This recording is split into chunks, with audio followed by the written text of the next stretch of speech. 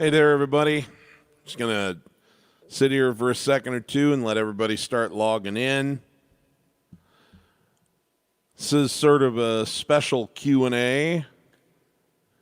Normally, I keep this limited to just the folks who are in my Facebook group, these question and answer sessions, but today I made it live and public on my YouTube channel, just in case it might be interesting to some of the folks who are not already either paid students or in the Facebook group. So, may have a few extra folks asking questions today. I'm not going to do this every time, but every so often I'll open this thing up and allow just whoever happens to be on YouTube pop in as well.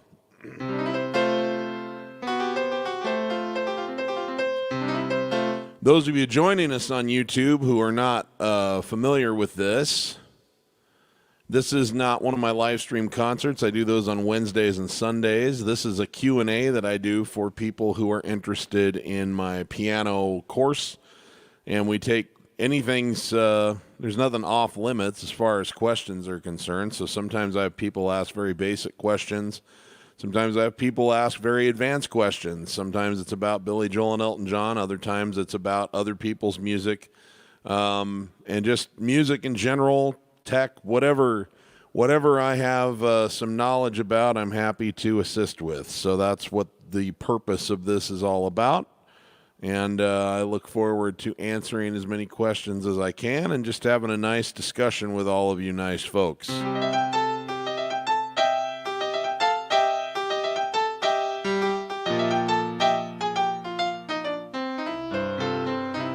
Okay, let's see who's here and say hello to some folks. Hi, Dale, coming in from Oklahoma, I believe. Hey, Jacob. Probably not, just because, as I was just talking about, this is actually a question and answer session. More about education and not so much a concert. But if you tune in on Sunday, I'd love to play that for you. So I'll be back here Sunday, same time, same place. Kevin, coming in from Northeast England. Thank you, sir. It's a late night for you. Hey, Russell, coming in from Scotland. Same thing. How you doing? I've got a question in the hopper for you, I know. We'll talk about that. Hi, Dave. How we doing?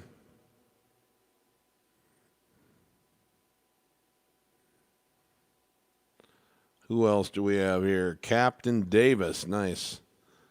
Thanks. Coming in from Chicago. Awesome. Good to see you. Oh, I'm sure I will at some point, Lowell. I can't give you a release date on that at the moment. The song tutorials, which I do for Billy Joel and Elton John, they're kind of a passion project I do on the side of the other stuff that I do. So when I have time and when I'm feeling the inspiration, I try to knock a few of those out. So, you know, we're not running out of songs to do, so I imagine that'll show up at some point. Thank you for asking. Hi, Ruth, coming in from the D.C. area. Nice. Wheat Project. Hey, man, how you doing? Where is it? Is it man or is it woman? I can't tell. You have one of those awesome names where we just none of us really know. None of us really know who we're dealing with. That one too, Lowell. That's a good song. I'm sure we'll get to it. Hi, Bill. And Chris Caputo. Happy Friday, watching from New York. You enjoyed the how to make a live stream video. Well, thank you very much. I'm glad that it's helpful. I don't, not everybody's going to want to do the kind of nerding out on live streaming that I've been doing, but at least it's nice to know how you can put one together if you wanted high quality and high quality audio and video. So glad you enjoyed that. What's my next tutorial? I don't know off the top of my head. I'm kind of busy at the moment doing some stuff for my paid course, which is more of a method and less about actual song tutorials. So until I get get finished with those projects, I'm not even going to probably give a lot of thought to it. But I know probably at the top of my list at the moment would be like Big Shot from Billy Joel and Tiny Dancer from Elton John. But again, I don't want to promise any release dates. I honestly don't know when I'm going to get to them, because this other stuff has to take priority. Got to make a living, pay the bills first. But yeah, I know those have been highly coveted for a while. Okay. Love the Piano Man approach. Best investment you made in your... Well, thank you, Bill. That's amazing. Thank you so much. I see Daniel Dirksen is joining us from Holland. Nice. Hi, Mazen. How you doing, my friend? Ricardo from Brazil. Right.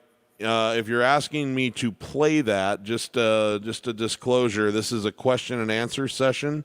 So probably won't be doing any like song requests in that way today. But I will be back on Sunday doing my concerts.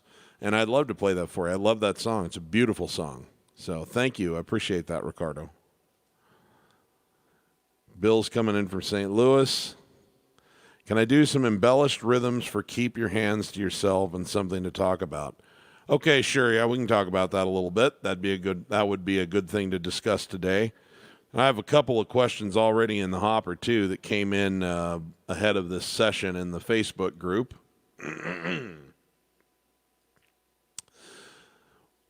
Well, if you just keep tuning in from time to time, I promise you I will be happy to play your requests. I just can't do her today because this has got a different focus. But I promise, Jacob, I'm not going anywhere. I'm going to keep doing this. I love those live stream shows. Okay. Nice. Thanks, Don. Appreciate that. Okay, so let's get on with some of these questions that have come in. Hey, Caleb and Dionisio, thank you. Buenas noches, senor. And Tony up in Victoria, thank you. And Brenda. Positive mental attitude. Well, thank you very much. That's very nice of you. I try to keep one. Okay, before we get lost in the shovel here, so let's talk about some of these things that came in. One question that I get asked a lot that Russell in Scotland asked is, do I have any tips on playing and singing at the same time? And that's actually, it's something that I thought I would discuss because it's going to play off nicely with another set of questions that came in from Brenda.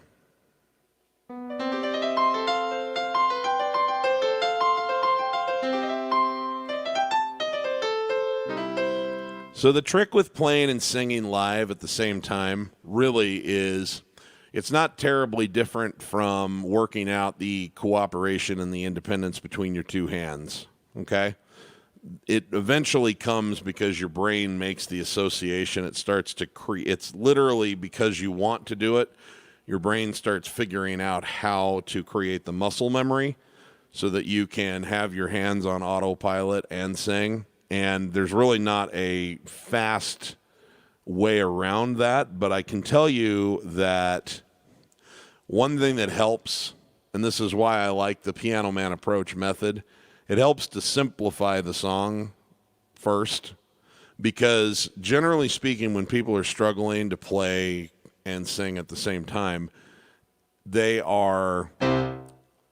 they're making it too hard on themselves if they're going to try and put every little nook and cranny into the piano part.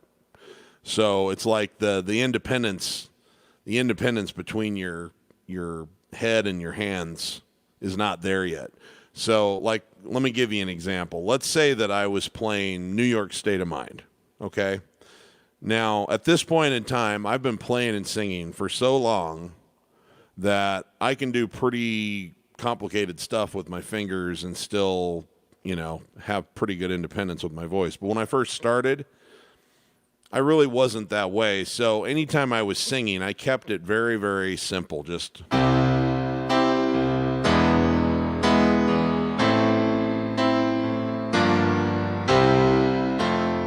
And then it'd be, some folks like to get away, take a holiday from the neighborhood, hop a flight to Miami Beach or to Hollywood.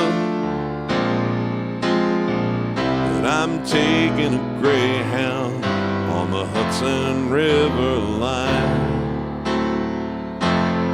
I would just comp the chords. I tried to leave the improving out and the fills out and all of that stuff for a while, because once you get that down, once you are actually in a place where you can sing to a pretty simplified version where your hands aren't working too hard, now you're ready to start adding a few more frills in. The other thing is, and this is the other thing that I see a lot of piano players do, is that they're so excited to get the signature lines in, which is cool. I get it.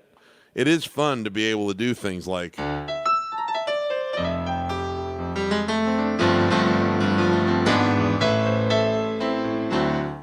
But the thing is that they don't even have the basic rhythm pattern of the song down yet. And you're not really going to be able to sing and play until you have that basic rhythm pattern under your hands.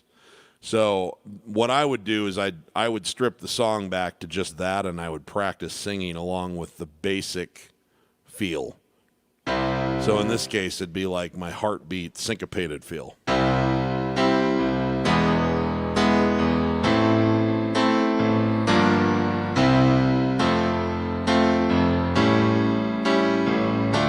And then when you get comfortable singing with that, then you might try adding a few more ornamentations to the situation. So that's my recommendation, Russell.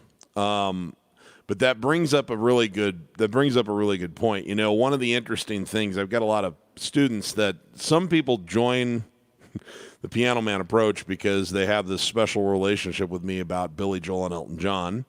And some people join me because they find me some other way and they just want to play all different kinds of music. And really what the Piano Man approach is a way to approach the piano that allows you to play any song and learn it pretty quickly, first in a basic way, and then you have all kinds of different tools to add, like lots of nice advanced application. And Brenda from Victoria asked in the Facebook group something along the lines of, she had asked me at Wednesday's live stream concert if I could play Hungry Eyes. She gave me a list of different songs from the Dirty Dancing soundtrack.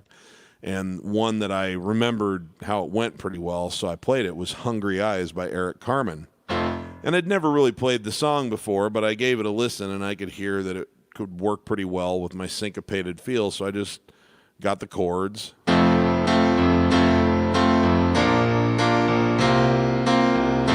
Hungry eyes, one look at you and I can't disguise I've got. Okay, so I played the song at the thing, and she was impressed by that, and then she said, so, you know, you teach so much Billy Joel and Elton John stuff, and it's all very, complex.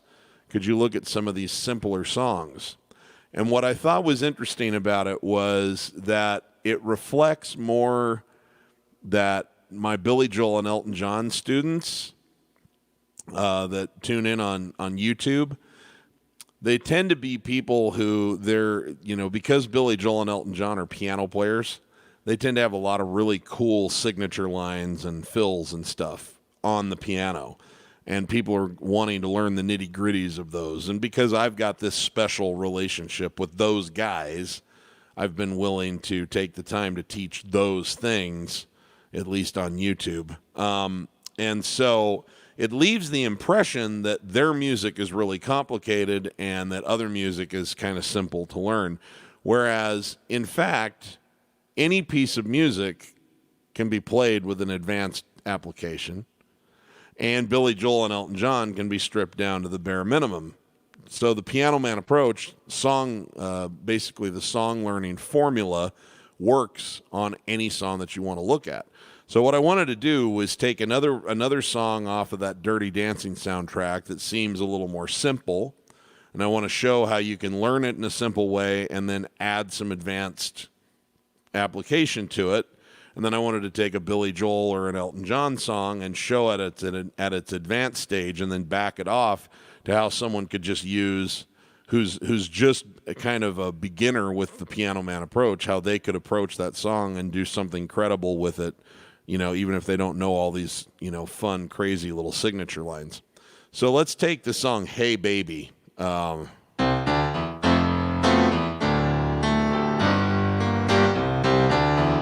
Hey, hey, baby, I wanna know, would you be my girl? Okay, so reasonably simple chord progression. It's F, D minor, G minor, C, back to F.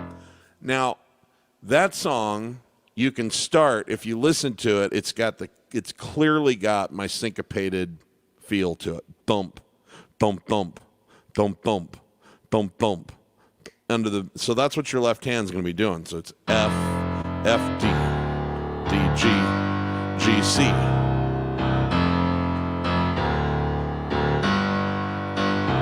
And then if you just take the simplest expression of that particular rhythm pattern, you can just play quarter notes on the right chord in your right hand, so you get something like this.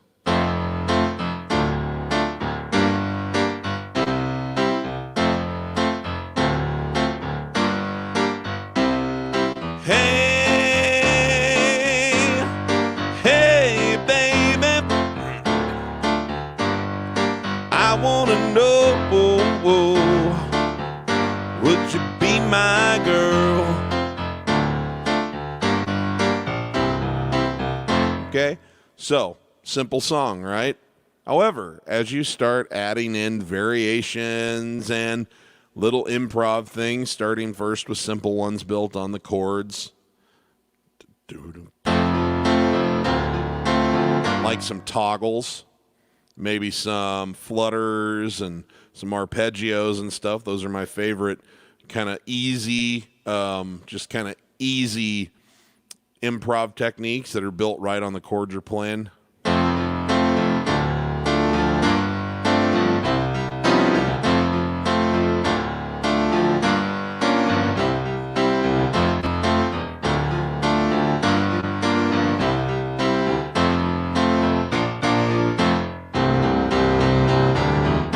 Now, another of my favorite things is when you learn in the left hand to use passing tones. So it's like if you know that you're going from F to D, then you can play that E in between, for example, on your way down. So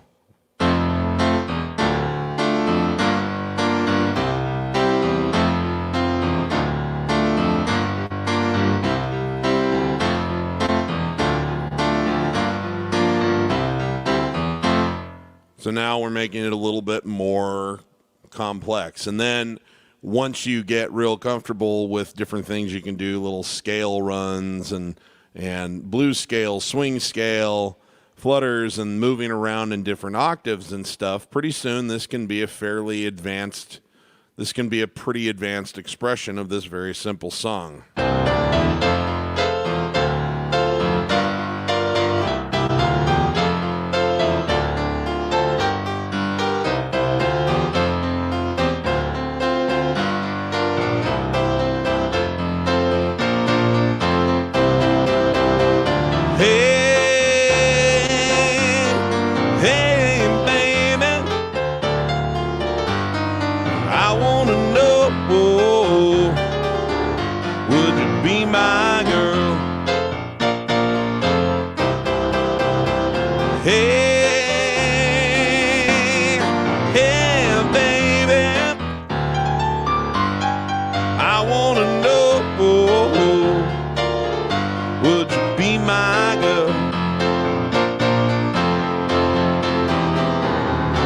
Okay, now let me take a more complicated song, or what we perceive to be more complicated, by Billy Joel or Elton John, and I'm going to start it advanced, and I want to back it off to how you can see that it actually follows the exact same principles. So Probably should have thought of what song I was going to do in advance, but I think I wanted to make it kind of spontaneous. So let's go with Your Song, because it's got kind of a complex, somewhat of a complex chord structure. So obviously, at the most advanced level, you've got your signatures like.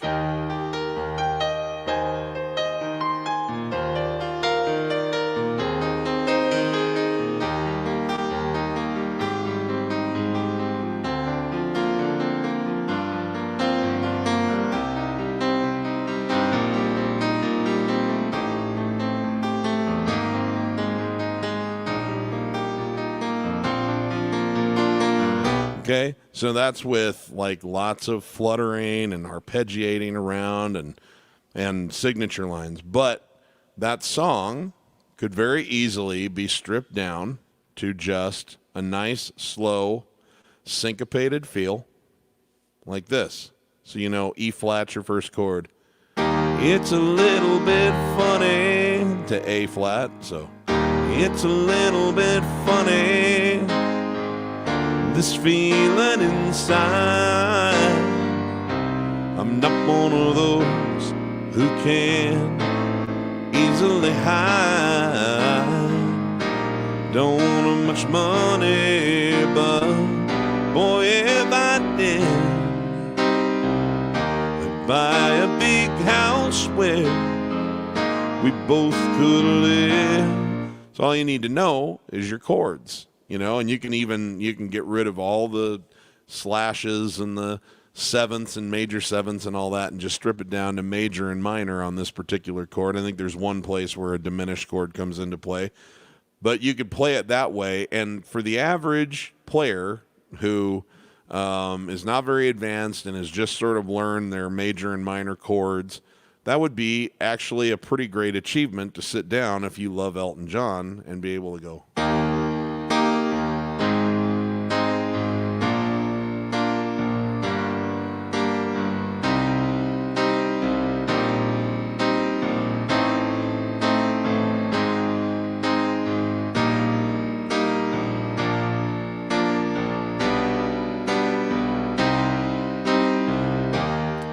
And honestly, it's pretty effective that way. So then, just like any other song, once you have that basis underneath you, you can start adding some interesting stuff in with, your right hand. You can start adding some fills. You can start improvising off the chord that you're on.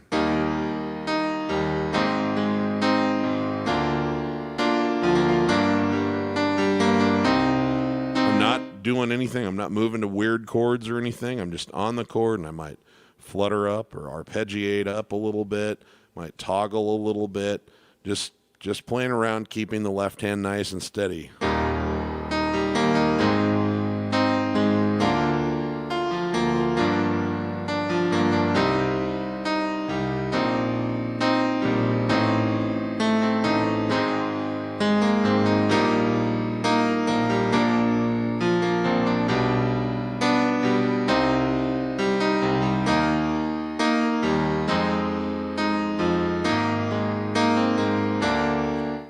So it starts to grow with a little bit of whatever. And then eventually you can kind of get into a nice, okay, so if I can keep my left hand nice and steady, can I keep a nice kind of flowing, just kind of eighth note thing going with my right hand? Well, that's, it takes finger dexterity and all that. But when you get there, pretty soon you start sounding a lot like Elton.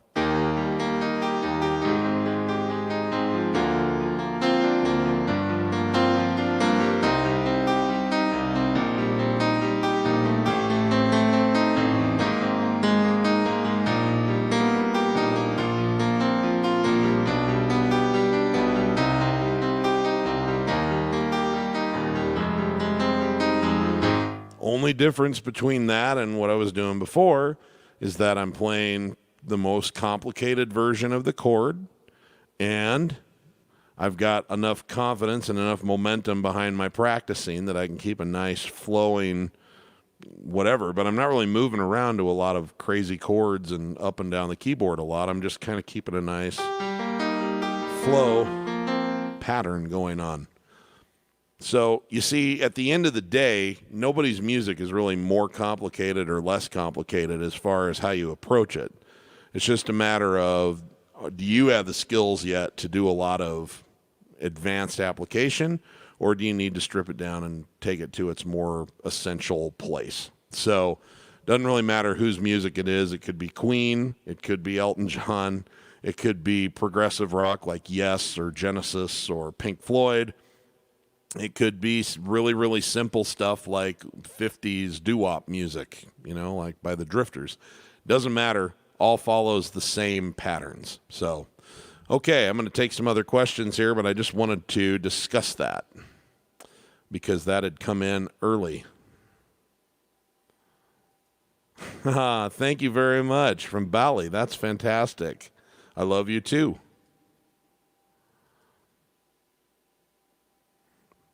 Okay, let's see here. Oh, this is a good question, Graham. And also, let's see here. You say, can you do this with Goodbye Yellow Brick Road? Sure. Be happy to use that as an example for you, Russell. The way that I handle. Thanks, Brenda. Here's how I handle the sustain pedal, and I made a video. A YouTube video about that. It's on my channel and it's floating around somewhere in the Facebook group. But there's basically two things to follow with the pedal. Anytime you change chords, lift up and come right back down. That's rule number one. And then if you land on a chord that goes for like a while, because sometimes you'll be on a song that for some reason, you play the same chord for like 4 measures or something like that. So for me, either once at the end of every measure or every other measure, I'll just lift up and come down, even if the chord hasn't changed. So to give you an example of that, take You May Be Right by Billy Joel comes in. He's like, Friday night I crashed your party. Saturday I said I'm sorry. And it's just pretty much vamping on a G for quite a while there. So it'll be like, Friday night I crashed your party. Saturday I said I'm sorry. Sunday came. And the reason that I'm doing that is because it's like it's not that it's a problem for a G chord to be leaking into a G chord, but it's like it refreshes the chord. It almost makes it sound like you've changed chords even though you haven't. So if you're going to be on one for quite a while, longer than a full measure, then, every 4 counts or every 8 counts, depending on the song, and you just kind of feel that out to your taste level. You just come up and come right back down. But anytime you change chords, up and right back down. And then the only other goofy thing is, like, let's say that you're playing something like Back in the USSR and you got one of these weird, so you're going, well, you can't lift up and come down fast enough to, ba-ba-bum. So it's like, da-da-da-da-da-da-da, ba-dum-dum. So it's like right before you come in here, and then again on that last chord, and right back down. So the idea is you're mostly on the sustain pedal, and then every so often you lift up and come down just to prevent as much leakage as possible from one chord into the next chord, and to just your sound every so often if you're kind of vamping on the same chord for a long time. Right on. Thanks, Dale. Thanks for dropping by. This will be in the members area to watch on replay. Okay, let me real quick here. Russell asked me if I could do that demonstration on Goodbye Yellow Brick Road. Okay, so with Goodbye Yellow Brick Road, here's what I would probably be doing. I would leave out, if I'm trying to like get good at singing this while I play it, I would leave out all the fills at first, because basically Goodbye Yellow Brick Road is just the syncopated feel, right? Well, it's like, actually it's not even the syncopated feel right now. It's kind of a combination, but it's almost like you're just playing quarter notes. When are you gonna come down? land. I should have stayed on the farm. So it's kind of the basic feel. You know you can't hold me forever. I didn't sign up with you. I'm not a present for your friends to open. So I'd kind of work my chops out like this.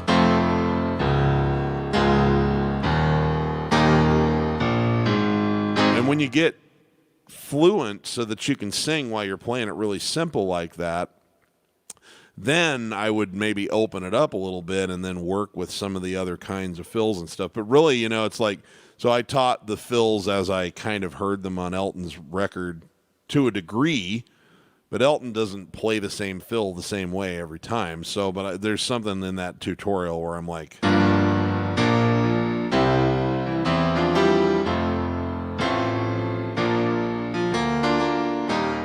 but really what you can basically do is just,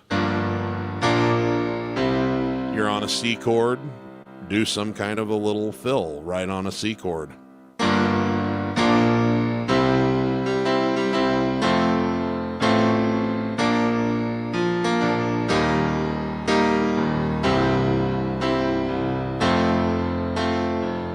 And this one's a little tricky because in the one hand, it feels a little bit like the basic feel, which is kind of quarter notes in the left hand.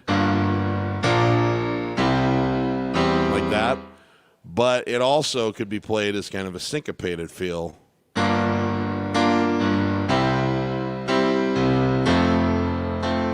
thump, thump, thump, thump, thump, thump, thump. And really that's kind of how the song actually feels once the drums come in, but it's a little bit deceptive in that way. So that one in a way is a little bit tricky because there's two different essential feels that can work, and it's kind of up to you to decide which one you like making the basis of it better. But you're going to find that there are a number of songs out there that kind of become hybrids, and it's like they'll accept the basic feel and they'll accept the syncopated feel. And you kind of have to, but generally speaking, I'm going to tell you, most songs that will accept the syncopated feel are probably going to sound better to you that way. But, you know, sometimes you have to feel your way around the song a little bit and just go with what works, you know, and never ever feel like you're failing if you simplify something back a level. Like if it's simpler to play it, even if you think the syncopated feel might work, but it's simpler to play that basic feel. You know, you're not making a permanent statement here. This is the thing. You guys got to give yourself room to grow. You got to acknowledge that when you do something, it's like, well, this is what I'm doing for now. As my skills improve, so will the way I play this song. You know, you guys don't have the benefit of having known me when I was 12, when I first learned this technique or the basis of this technique. I did not have all of the stuff that you see me do at that time, you know, but I still was a pretty effective player because I understood sort of intuitively how to play these rhythm patterns.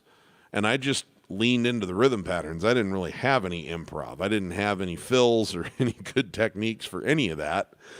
But the song sounded pretty good just with the darn rhythm patterns. And so, but the way I always looked at it was, I'm going to play it the way I can play it now, and eventually I'll get better, and when I get better, I'll be able to play the song better. But I don't see any reason to hold myself hostage from enjoying playing the song now just because I can't do it at the absolute height of application. You know, so play it the way I can play it now, and then we'll see. The way I can play it in the future will be different. So give yourself some space to advance, and you'd be surprised how quickly that comes. It doesn't have to take years and years and years and years and years. I got a lot better quickly using this method. But that's what I would be doing if I were you, Russell, is leave the fills completely out and just kind of strip it down to the rhythm pattern. When are you gonna come down? When are you going to land? I should have stayed on the farm, should have listened to my old then when you get to the chorus where you know the blues and the drums come in, that's where you might want to switch up to a syncopated feel.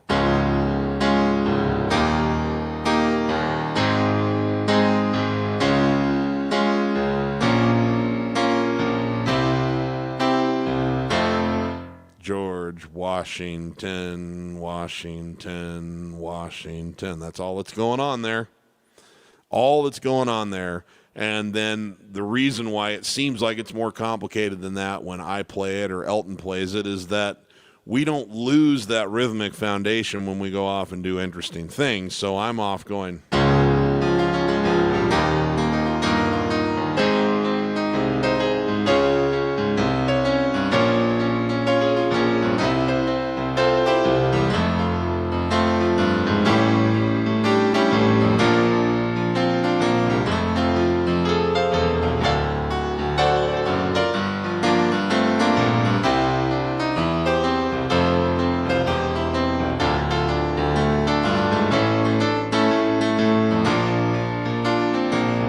But underneath it all, it's just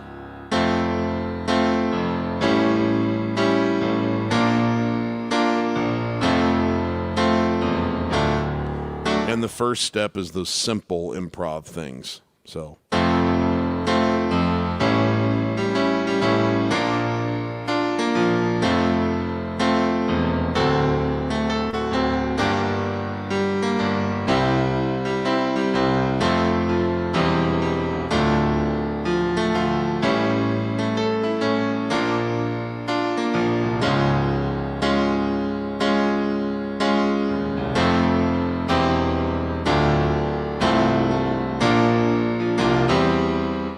So hopefully that gives you some insight. I'm going to move on to some other questions that came in. But anyway, hope that gives you a little bit of insight into that.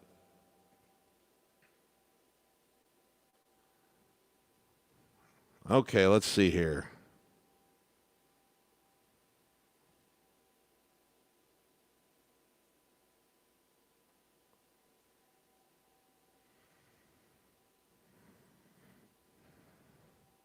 Mazin, let's see. What are you saying? Since we're on the subject of pedals, do you ever use the other two pedals? I only used it with some classical music. No, I never, ever use anything but the sustain pedal.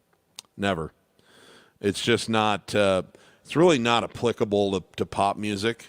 That, like I said, you're right. I was never a very good classical student, but I managed to learn like one classical piece pretty well so I could play it at a music contest in high school. And it had a section where I had to use one of the other two, and I don't even remember what it was called or how to use it effectively. But in pop music, I only use the sustain pedal, and since I play almost exclusively on digital pianos, mostly only have a sustain pedal. So I almost forget that there are other ones. I'm terrible that way, but I've always been a sustain pedal user, and the other two, as far as I was concerned, were sort of like, window dressing. So good question.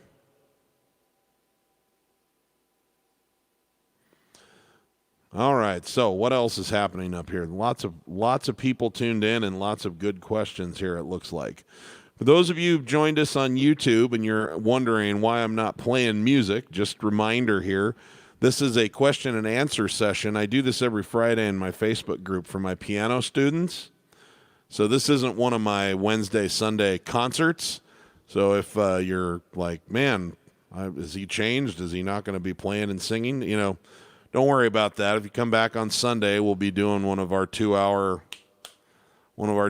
by request concerts. This is just something that I decided to open up on YouTube this time, maybe once every few weeks or something. I'm going to do that, make it available for YouTube for people that are potentially interested in, for one, whether you're interested in buying my course or not. You might hear something in here that helps you as a piano player, or you might just find it interesting. And obviously, if you're interested in my piano course, this will give you some insight, and there's a nice little community of people that ask questions. So just giving you a little heads up there for those of you that didn't tune in early enough to hear me talk about that earlier. Hi, Steve. Fabrizio from Rome. Can I ask you? I asked you about She's Always a Woman. How can we use the left hand for the syncopated feeling? Okay. So here's the deal. When you're playing a song that's got a waltz feel, so like 6/8 or 3/4, the way that syncopation works is a little bit different than when you're playing in 4/4 time. But here's kind of how it works. One, so it's like 1, 2, 3, 1, 2, 3, 1, 2, 3, 1. So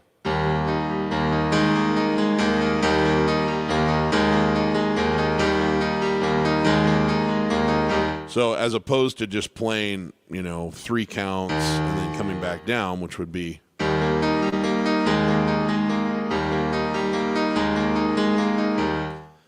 so the thing that with that song in particular, but with most waltz songs, what you're going to see is that I'll kind of bopping back and forth between just playing 1, 2, 3, 1, 2, 3, 1 in the left hand, or 1, 2, 3, 1, 2, 3, 1, 2, 3, 1.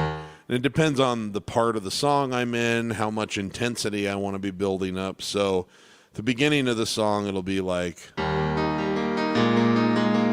little more laid back.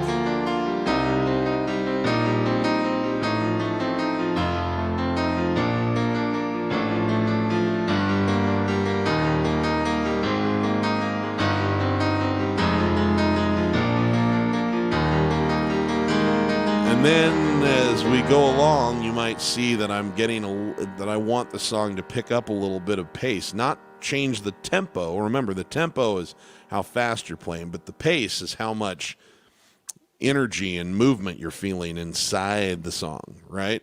And as I want to pick up more pace, that's when I might add a little syncopation in the left hand.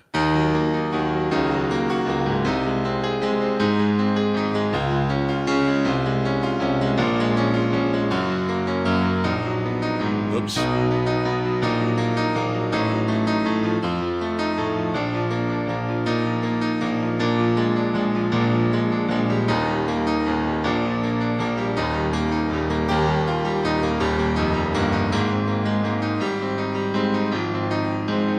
A lot of times, for the sense of smoothness, what I might do on the syncopated thing in the left hand there is I might, that extra note I might only play with my thumb, so it's kind of an octave thing. 1, 2, 3, 1, 2, 3, 1, 2, 3.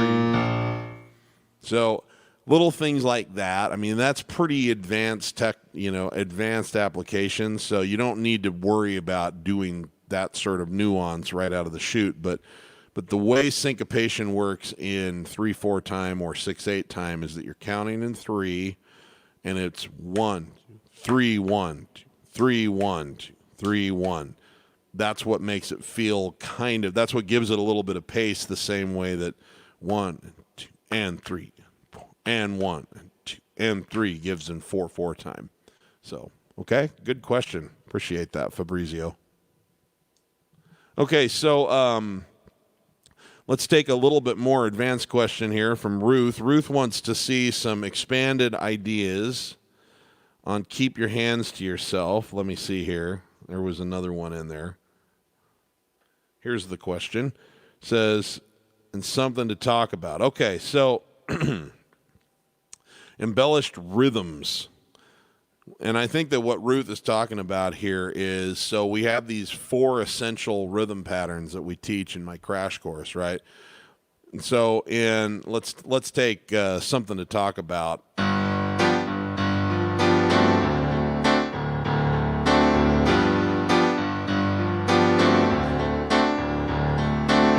People are talking about people. Da, da, da, da, da. So what I find in this particular song is that I don't necessarily need a lot more going on in the left hand than the heartbeat. Thump, thump, thump, thump, thump, okay? One thing that I think would be very effective in that particular song, Ruth, is when you're making your transitions to the next chord, is use passing notes. So like you're playing a G chord here, for example. talking about people. Da da da da da. Da da da da da. And then you might want to throw in like ba da da, which is a little extra something. And what we're using there is we take like bluesy notes, which like the minor third's always a good bluesy note. So mostly you're just going to stay on that heartbeat, but I would use a lot of passing tones and then possibly add in an extra, an extra beat. So it could just be da da da da da da da da da da da da da, or da da da da da da da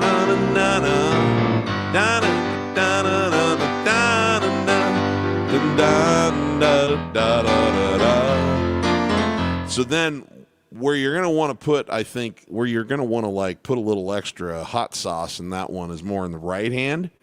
And so what I would be looking at for that song is a really good blues technique. If you watch what a guitar player does on a typical blues song, their typical blues riff is something like this.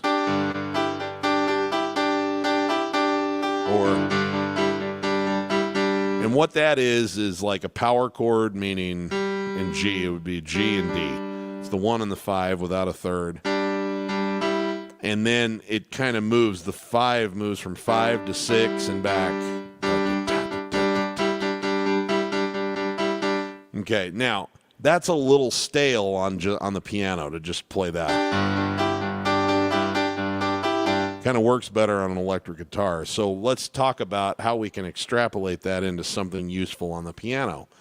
Well, what do we have going here? So on a G chord, it's basically going between a 1 chord and a 4 chord. So G and C.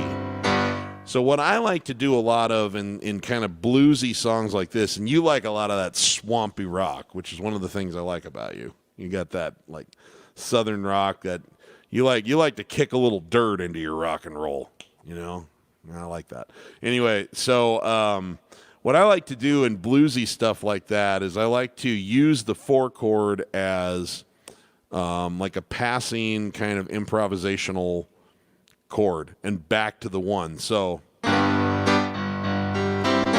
it's like C, G.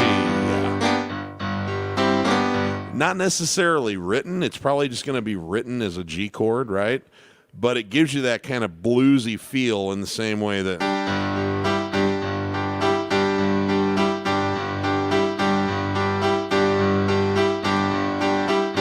But it gives it in a more piano way.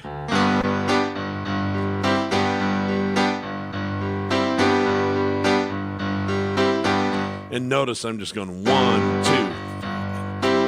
So throwing a little syncopation into that. So it's like 1, 2. A lot of times what you want for these sort of advanced application things, it's where you don't play as much as where you do play. It's not always about more notes. Sometimes it's about tasty space. Leaving a little tasty space in there, So it's like a little emptiness, then coming in a little and then when you come back on that G chord,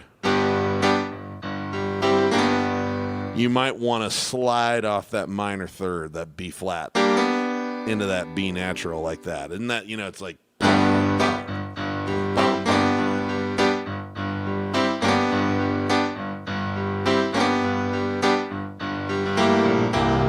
And you can do the same thing on the C chord.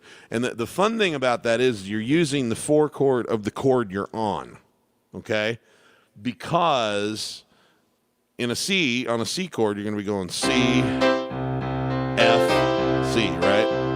And an F chord's not really part of the key of G. But in the name of doing a little bit of bluesiness, you can do that, and it works out fine. So that's something that I would think is kind of low-hanging fruit is people are talking about people. Da-da-da-da-da. Do-do-do-do-do-do. Da-da-da-da-da. Da-da-da-da-da. Na-na-na-na. Na-na. See, now here's the other thing. Like any chord that's got a B in it, and when you're in the key of G or whatever key you're in, so I kind of watch for this. I look for what the 3 of that key signature is. So in G, it's 1, 2, 3. It's B, right? Any chord where there's a B, if I can, I'm looking for a chance to slide off that B flat into it, because whether it's the G chord itself or if it's an E minor chord or even if it's a B minor chord, it doesn't matter, because in the key of B or in the key of G, this note inherently sliding off of that B flat into it is a kind of a bluesy riff anywhere if you're in a song in the key of G. So I'm always looking for that. So when it's, you'd be surprised how much you can get a little extra mileage out of your rhythm when you're not doing anything that special rhythmically, but you're just attacking with that bluesy sound.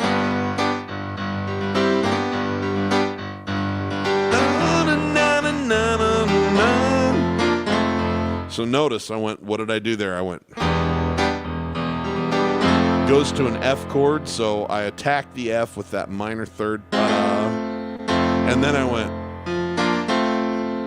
what's that? That's a B flat chord, right? Well, what's B flat? 1, 2, 3, 4. It's the 4 of that F chord I'm on.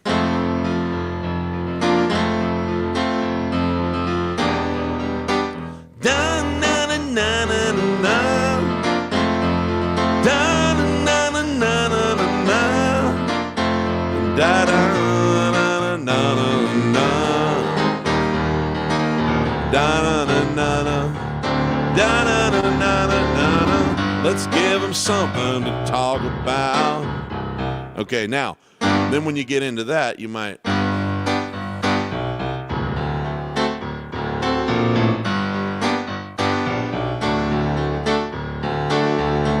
So you might want to be using some passing tones and kind of keep in mind, like bum, bum, bottom, bum, bum, bum, ba, bum, bum, bum, bum, bum, bum, bum, bum, bum, ba, bum, bum. Just a little bit of movement, a little bit of walking from this note to this note, right? And using those bluesy tones as much as you can, which are if you can use a minor third on your way, that's great. If you can use a tritone on the way, which is the note in between a fourth and a fifth, that's great. Those are really bluesy songs, or bluesy tones for a song, or a dominant 7. So, you're in the key of G. If there's a chance to play an F natural on your way to something, that's a good thing to keep in mind. But I think for the most part, you could probably keep that reasonably simple in the left hand with just some passing tones, and then spice it up in the right hand with some bluesy attacks, and utilize syncopation, which is the, wait a little bit and then come in on a tasty, So utilize syncopation, space, and moving back and forth between your 4 chord and the chord that you're on. It's 4 chord and the chord that you're on, because it gives you that kind of bluesy thing going on that's replicating guitars. Okay. Keep your hands to yourself is a little bit different animal, because so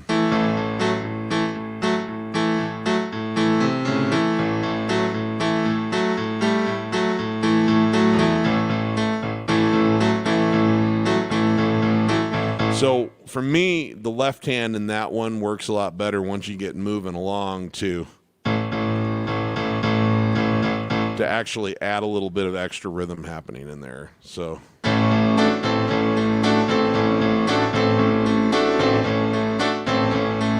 actually, it works fine. Again, if you use your right hand properly, you can kind of keep it to just a simple. And so on the right hand, I have a little blues riff I like to do that goes something like this. It's kind of advanced, but so we're on an A chord here. So it's like I play A and toggle down, then a D and toggle back to A. So bottom, bum. And then I actually play like a minor third up to the major third. So C, C sharp in that case. So really slow, and I know I don't have an overhead, but this is a cool riff.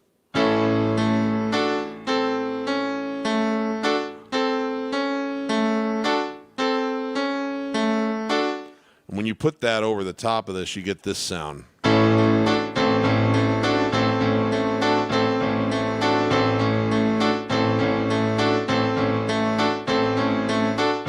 And that's a good one for a lot of bluesy songs. You can do it in any key.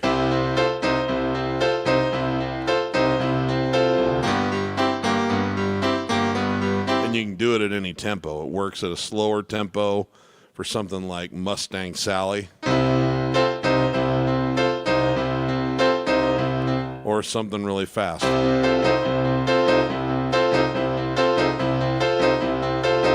So that's probably my favorite one to use for as a bass rhythm pattern for Keep Your Hands to Yourself is well, my baby, baby, baby, why you wanna treat me this way? I'm still your lover boy, still feel the same way.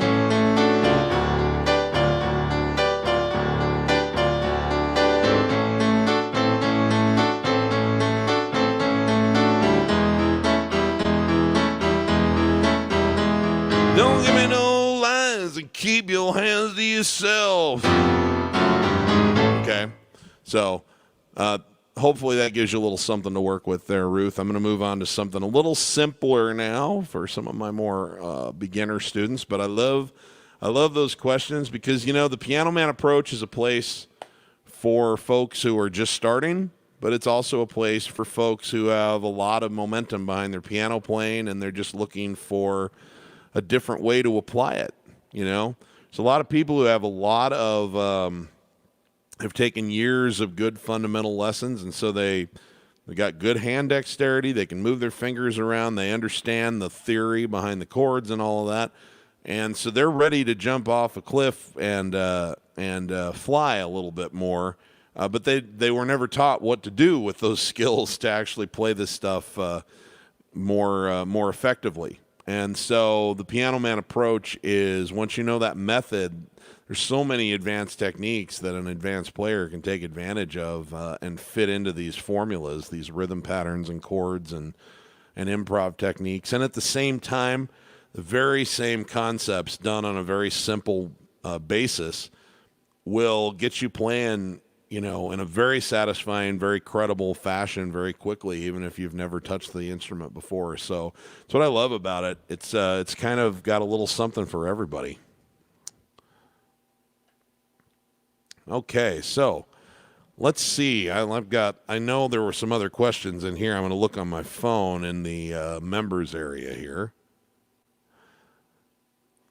so that I don't miss out on the questions that came in.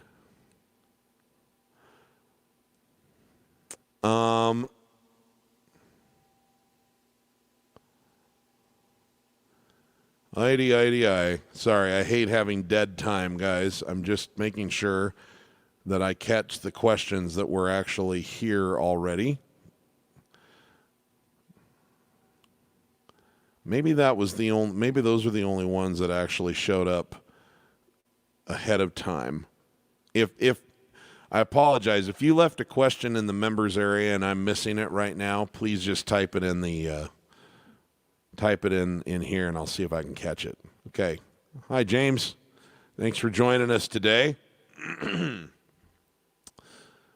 And again, real quick, just for those of you who are joining us on YouTube and are wondering why this is so different, this is a question and answer session. This is not one of my normal concerts. I do those on Wednesdays and Sundays. But every Friday afternoon, or afternoon my time, I get together with some folks in my Facebook group, the Piano Man Approach Student Community, and we do Q&As. We talk about everything from the very simple stuff that goes into the Piano Man Approach all the way up to very advanced techniques, and have a nice chat, discussion, make friends with each other and all of that. And today, I just sort of randomly decided to make it live on YouTube as well for people that might be interested in checking it out. So there's a link in the description where you can join the Facebook group if you would like. And, of course, there's information about my piano course, the Piano Man Approach, if you're interested in that as well. So let's get on. Let me look through here and see what other questions have come in.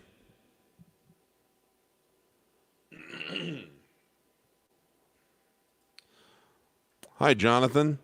Country Comfort. Well, Country Comfort is a song that follows, pretty much follows my syncopated feel. I have 4 essential rhythm patterns that everything's based on, and then everything I'm playing in one way or another rhythmically is going to be either one of those 4 or it's going to be a variation of one of those 4. So basically that plus some more advanced applications. So when you get into that song, it goes, oh, the tide will be flowing everywhere.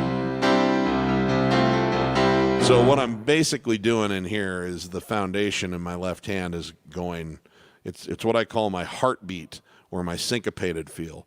1, which is basically following what a bass guitar and a kick drum do. So, and so at its most simple version here, my left hand and my right hand would be doing something like this.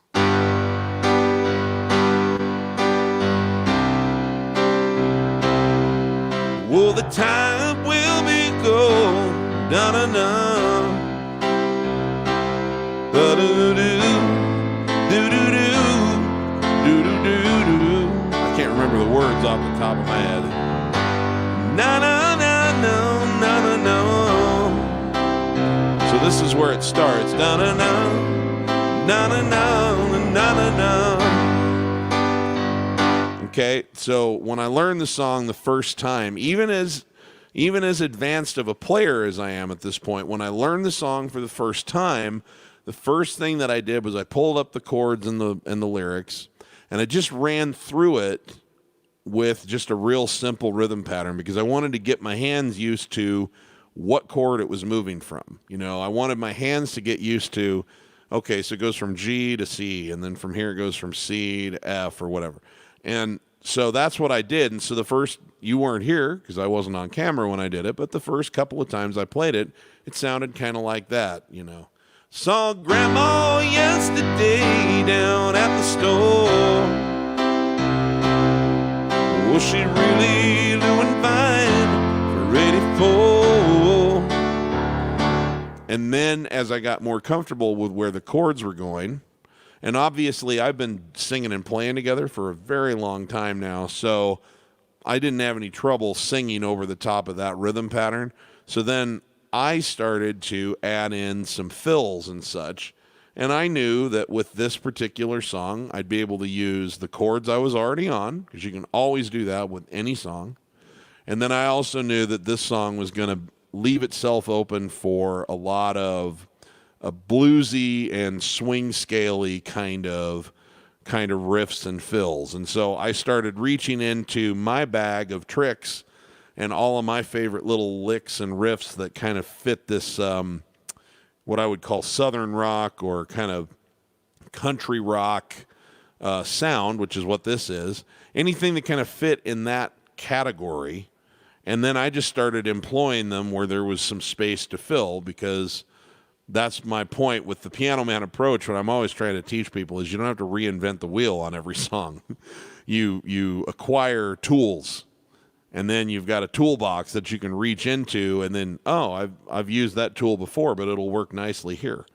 You know, so at this point, you know, when I play a song, mostly all I'm doing is familiarizing myself with the chord progression, because I'm just reaching into this bag of tricks that I've accumulated over the years. And so I'm not having to learn something from scratch very often. So after about the second time I went through it, then I started adding some things in, like I saw Grandma yesterday down at the store. Oh, she really looking fine for ready for.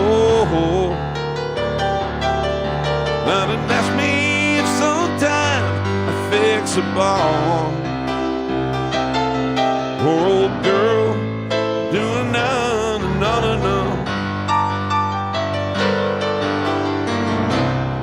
every single one of those things that I've played, I've used before. I've learned over the course of time. I learned a riff somewhere, I've learned how to voice it, or it's just some kind of like basic run that I've figured out from playing around with what I call the swing scale or the blues scale. And so, again, not reinventing the wheel. And then eventually, with the left hand, I started varying it a little bit to not just be, but actually I added a little extra bounce in it. And used some passing tones. So it's like, I know the next chord from this G is C, so I go A, B, C.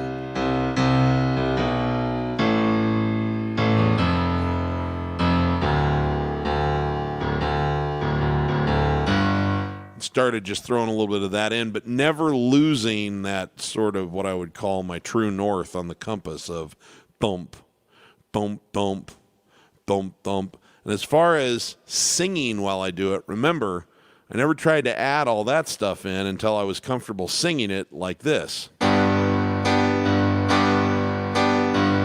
Just using my basic, most essential basic version of that rhythm pattern, which I have drilled into my head so much over the years that I couldn't, it's like I couldn't play it wrong if I tried. I could do that on autopilot. And that's what gives me the ability to sing over the top of it. And as I sing over the top of that, my brain creates neural connections that fire all the way down my spinal cord, down into my arms, down into my fingers. And that's what creates this wonderful thing called hand independence. And your hands get independent from each other, and they also get independent from your voice. And so suddenly now, I could sing, and when there was space, because I don't really mostly try to do fills while I'm singing, but when there's a little gap in the words or something, that means, hey, I've got room to do a little fill. And, it could be something real simple built on the chords you're on. Saw Grandma yesterday down at the store. Was she really looking fine for 84? At a more simple level. But in my case, I wanted to add a little more of that dirty bluesy stuff. So, saw Grandma yesterday down at the store. Was she really looking fine for 84?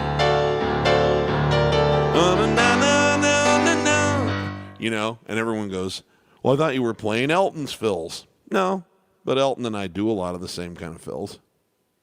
Because he's doing the same thing I am. He's reaching into a bag of tricks. Riffs and fills that he's learned over the years from this place or that place, but he's building a lot of things on the spot from scales that he knows or from... just like he knows where the dirty bluesy notes are, and he's just building little riffs on the chord that he's on, but he's employing those. So sometimes my hand doesn't move, and it's just yesterday down at the store. Na-na-na-na, going fine for 84. Na-na-na-na. And at the end of the day, put all of these different elements I've talked about together, and it, comes out kind of nice.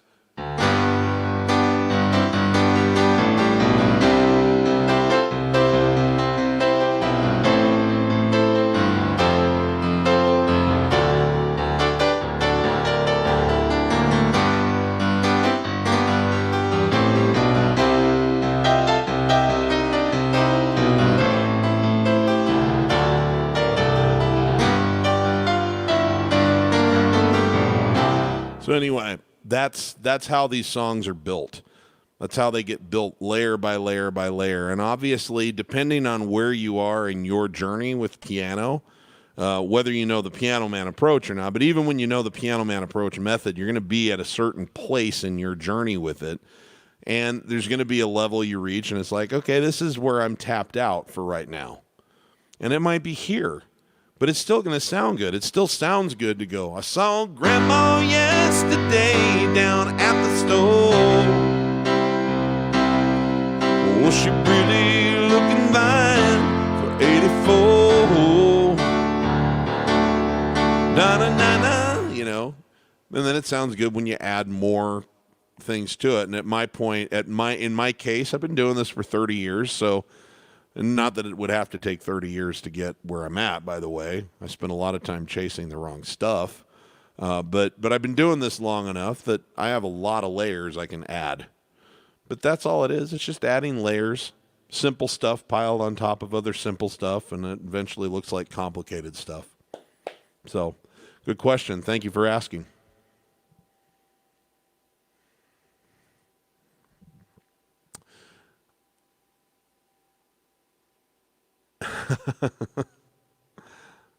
Let's see here. That's kind of excellent because I'm not sure what that problem is, Chris. This says, excuse the newbie question, does anyone know how I can scroll down to see more than the previous 4 comments? You're on Facebook. If you click the video itself, Chris, I think it'll bring up a different screen where you'll have more, where it'll actually bring the comments along the side of the screen. But if you're watching on like the regular Facebook feed, it'll only show like a few at a time. I actually had that problem. You might give that a try.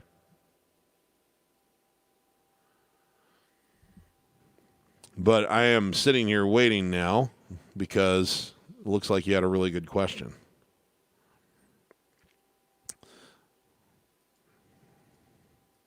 For the record, today is the 50th anniversary of Elton John's first USA show at the Troubadour. Oh, my God, you're kidding me. Really, Billy? Oh, to have been there. Well, just a second. This calls for something a little bit special.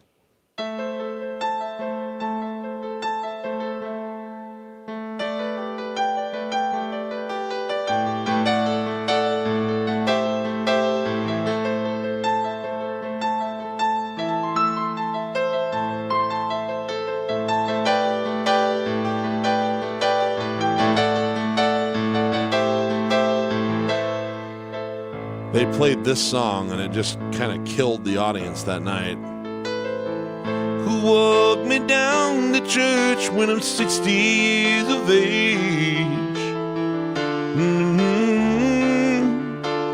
10 years in the grave. Na na na na na, blaze it just for me.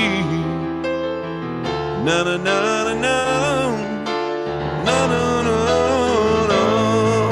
I don't remember the words.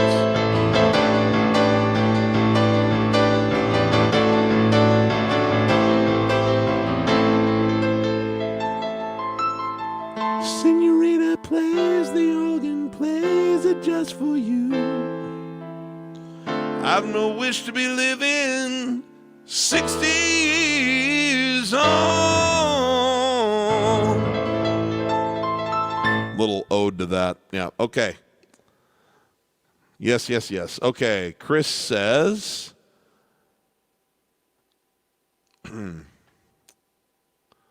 oh yeah, does that make sense? Thanks, Chris.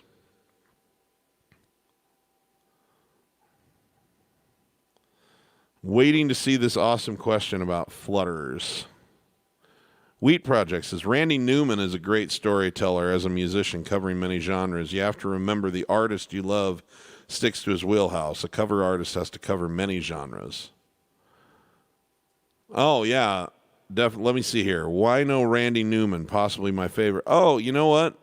I actually like Randy Newman a lot. I just tend to get, I play a lot of what I get asked to do. So it's kind of delightful when people ask me for a new artist that I haven't really looked into and perfected much of. Because then it gives me an excuse to do it. So I'll totally look into some Randy Newman. I think he's great. He's a great singer-songwriter. I just, I get asked to do so much of the kinds of stuff that I've been doing. So there you go. But I love L.A. I think that's a cool song.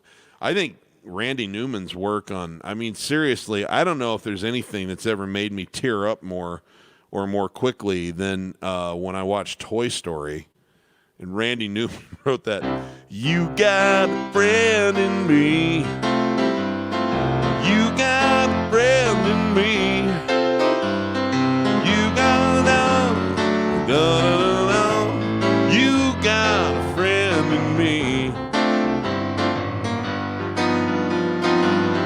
time I hear that, not only do I think about my toys growing up, I think about my dog. Oh my God, like I'm tearing up now. I think about my little dog. I'm just oh man. I'm waiting to meet the human being I like as much as any dog that I ever meet. And I like all of you, but dogs, oh. Oh, anyway. Whew. Okay. Chris, can you give me some guidance on what it is I'm trying to answer for you, Chris Caputo? Let me see. Daniel says, when I play a solo and try to combine the blues scale and swing scale, the blues licks sound flat or out of key. Can you give some tips? Yeah, I think that the interesting thing is that the blues scale tends to get taught first, which is very interesting because I actually think it's less applicable. I think the swing scale is more applicable to more music. So what I would say about that is I would consider the swing scale to be your home base, Daniel. And then what I would then do is basically my favorite stuff to use for soloing is the swing scale plus the dominant 7. That's where I spend most of my time. I do, and then I throw that guy in there too.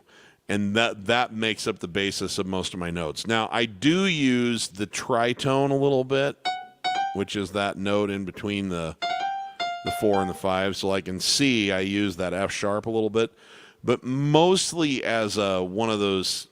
I don't really use it as a note in the traditional sense. I use it as like an attacking. I like to come down on a G and slide off of that F sharp a little bit, but I don't really use that a whole lot unless I'm in a really, really minor key bluesy kind of thing. When you're playing like the thrill is gone, thrill is gone away.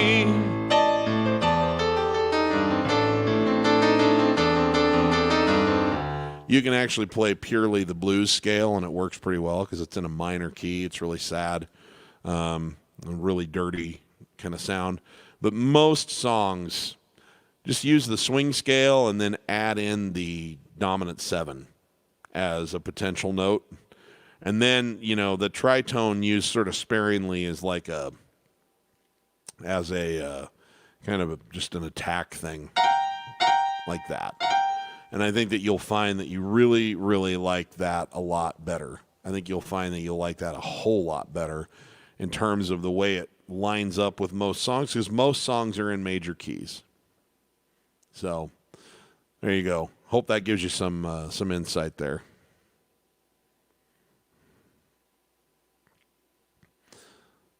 Okay, still searching for this elusive question from Chris Caputo here. What's this say? Hi, Steve. When looking up chords for a song from the internet, there are a lot of guitar sites showing chords, but some have the capo on, which moves the chords up a half step or more. How do you transfer to the correct chords for piano? Okay, well, a couple of things I would point out about that. First and foremost, if you use ultimateguitartabs.com, which is the most common one, and they have almost every song, they actually have a transpose function, so you can... The capo, however many times it says to capo up, every fret is a half step, okay? So if it says to capo up 3, for example, then what you want to do is actually, you can do one of two things. You can either, if you're playing a digital piano, you can actually use your transposition function and just go up 3 and use... So every half step available on your digital piano is like 1 fret. So if it says go up 3 frets, then go up 3 on your digital piano. Or if you're playing an acoustic piano and you want to be in the same key that they have done it in, then you can use their transposition, and what you would want to do is detune it 3 times on their transposition, and that'll show you the key that you're going to want to play it in the piano, because that would essentially, so like let's say they're going to play it in G, but they have it capoed up 3 frets. When you go blop, blop, blop back down, it's going to put it in E, which is the key you're actually playing in. Okay, so gives you a little bit of, it's kind of a reverse engineering of the situation. So, but yeah, that's how I would do it, is use their mechanism.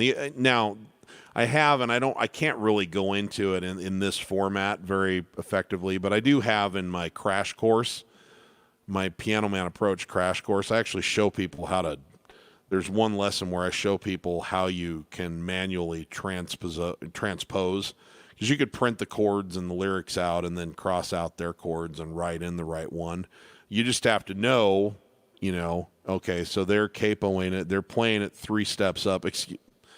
They're playing it 3 steps up, and I said that wrong. I totally said that wrong earlier. If they're playing G and it says capo 3, then you need to actually play in B flat. So it's actually, you would take theirs and take it up 3 half steps. You take it up the same number of half steps that they're putting the frets up, either on your piano or on their website if you want to play the true key on the piano. So if you know how many half steps up they are based on how many frets they're telling you they're going to capo it up, and you know that, say, if you can identify any key on the piano and you say a G, and you know that they're going to be 3 half steps up, then every single chord you find it and you go 1, 2, 3, and then write in that note, and then keep the major or minor or the 7 or whatever, but that'll tell you what note to be on. I used to have to do a lot of that when I only had an acoustic piano, for example, and I already have a baritone voice to begin with, and a lot of my heroes are tenors. And then when I was going through puberty, I really had a limited range, and so as I was learning all of this, I had to do a lot of that manually transposing stuff in songbooks. So like the one by Elton John, I remember, was a pretty vivid one. It had a lot of complicated chords, and it was here. But at the time, I had to play it here.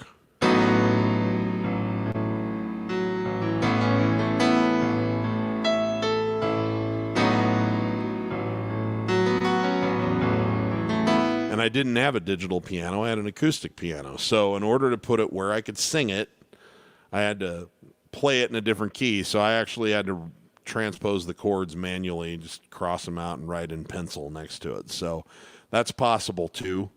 But I would say, use the cheating mechanisms on either the computer or your digital piano as often as possible.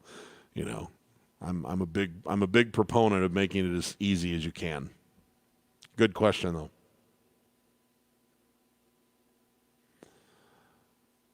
Okay, let's see.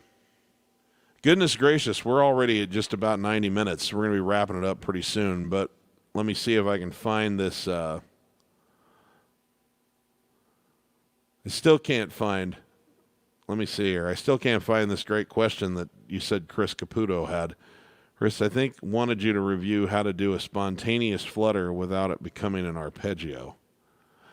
To be honest with you, they usually are an arpeggio.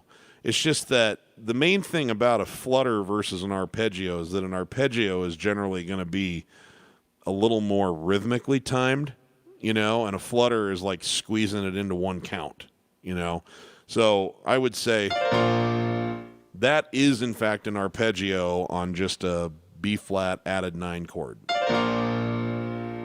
But if I'm playing an arpeggio as the fill, let me give you an example. Let's go in rhythm here.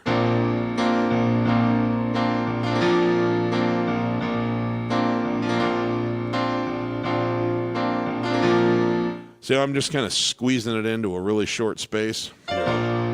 Whereas if I'm going to use an arpeggio instead as a fill, I might be playing along and I might go. In that case, I actually arpeggiated and then did a little flutter. So the real difference is, in one case, you're kind of squeezing it into one count. And in the other case, you might have more counts to work with, and you're kind of creating sort of a little bit of you're working it in rhythmically. So it might be eighth notes, it might be 16th notes, it might be some kind of combination, but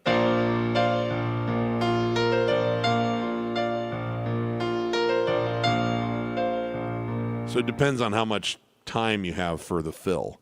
But that's the big question the big thing is that it's not that a flutter isn't an arpeggio, it almost always is. It's just that a flutter is designed for a very, very short period of time, either to be the end or the beginning of a fill or part of a fill, or it's because you have very little time for a fill and you're just going to kind of squeeze it into one count. So a great example of that would be like if I'm playing I Am, I Said by Neil Diamond, for example.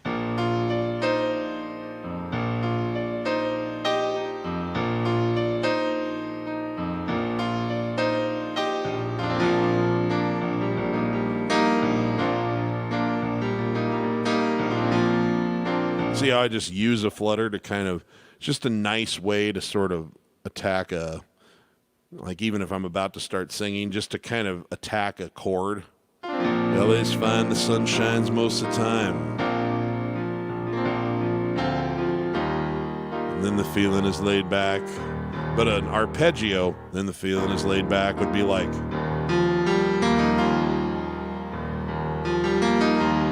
palm trees growing, rents are low, but you know, I keep thinking about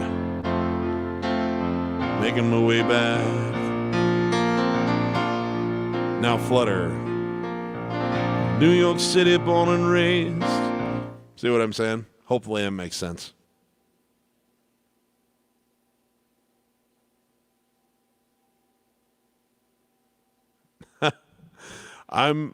Daniel, I'm going to have to look that video up and see what it was, because I sure don't remember off the top of my head. I apologize. It was just something I made up in the spot.